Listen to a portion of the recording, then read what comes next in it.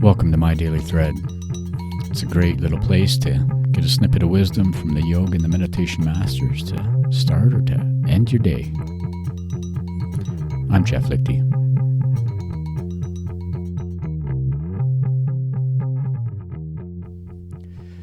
Okay, happy My Daily Thread morning or evening or wherever this finds you. As always, we are here looking for our snippets of wisdom on weekdays. We are looking at the Yoga Sūtras of Patanjali at the moment. We are working into the Sādhana Pāda. That's the second chapter, and we're on verse 22. Now, this is what the verse sounds like. Let's jump right into it straight away. Kṛtārthaṁ prati naṣṭam naṣṭam anya sādhāraṇatvāt. All right.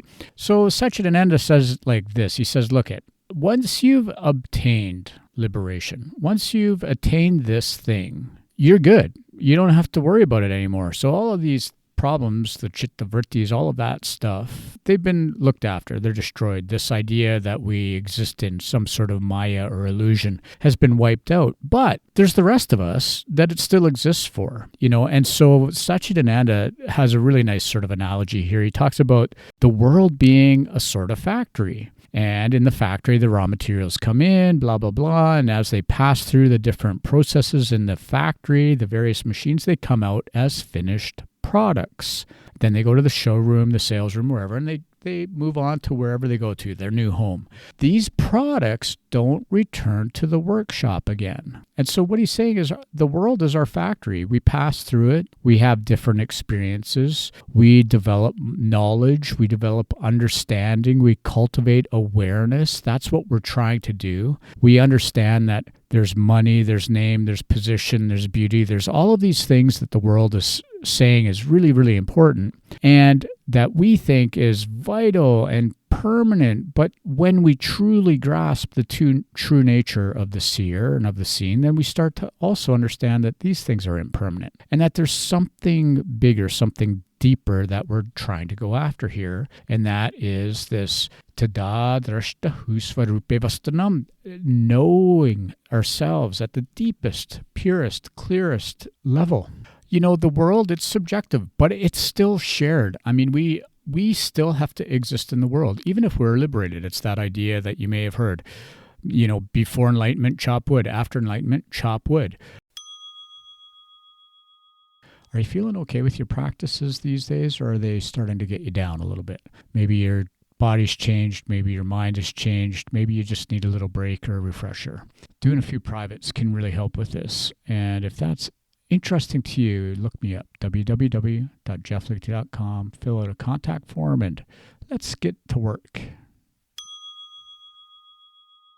But the true transformation, it's internal. It's at that deepest internal level.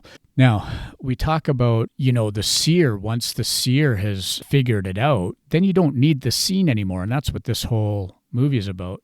The movie of our life. It's kind of like when you finish a movie. The movie, we finish watching the movie and it ends for us. Others still have to enjoy the experience of the movie. They still get that opportunity. But here's an important point. There is a level of humility that comes with these people that are really deeply what we might call enlightened. I think I've met a couple, and I'll tell you what, they are the humblest people in the world, and they would never, ever talk about it. So a red light to me always is like, if I had this enlightening experience, I am this or that. Then I start to get the spider senses tingling a little bit, and I start to wonder, have you really had an experience? Because the humility aspect of this, it seems the ego is still very strong in you. A couple other points. The word sādhāraṇa, it just means that we share our existence. If we've achieved some kind of really deep transformation, I think it's really important to understand that other people are still on their journey.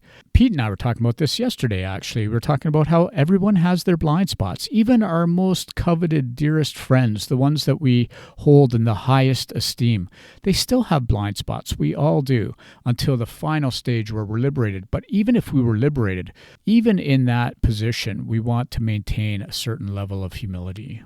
The true people that had any sort of transcendence, in my direct experience with them. They are the most humble people. They teach, they serve, and they never demean anyone. They don't criticize. They are beautiful people to be around. Remember, when we go back to the kleśas, we have to remember that it's our attachment and our fears that really keep us bogged down. So any internal work that we can do to help us overcome our attachments and our fears is going to be a movement in a really positive direction. Okay, friends, that's it for today. As always, thanks for listening. Om. Peace out.